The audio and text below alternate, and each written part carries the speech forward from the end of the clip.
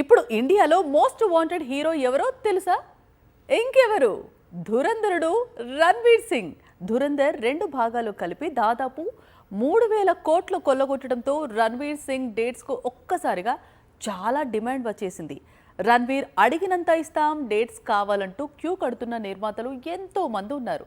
కానీ ధురంధర్ మాత్రం మీరు క్యూలో ఉన్నారు, వేచి ఉండండి అంటున్నాడట. ధురంధర్ రిలీజ్ కి ముందు రణ్వీర్ సింగ్ పరిస్థితి చాలా దారుణంగా ఉండేది. అప్పుడు తన రెమ్యూనరేషన్ 50 కోట్ల కంటే తక్కువే. అందుకే ధురంధర్ 2 భాగాలకు కలిపి రణ్వీర్ సింగ్ 50 కోట్లు మాత్రమే అందుకున్నాడు. ధురంధర్ 1, 2 తర్వాత రణ్వీర్ సింగ్ రేంజ్ మారిపోయింది. ఇప్పుడు దేశంలోనే అత్యధిక రెమ్యూనరేషన్ అందుకునే నటుడిగా మారాడు.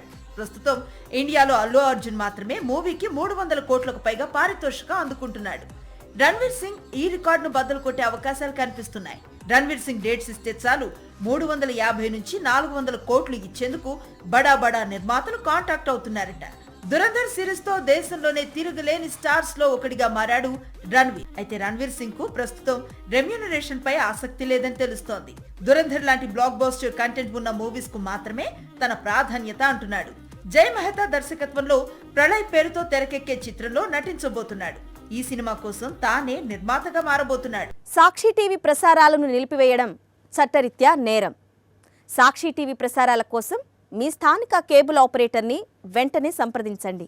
డిటిహెచ్లో, ఇంటర్నెట్లో కూడా సాక్షి టీవీ ప్రసారాలను వీక్షించవచ్చు.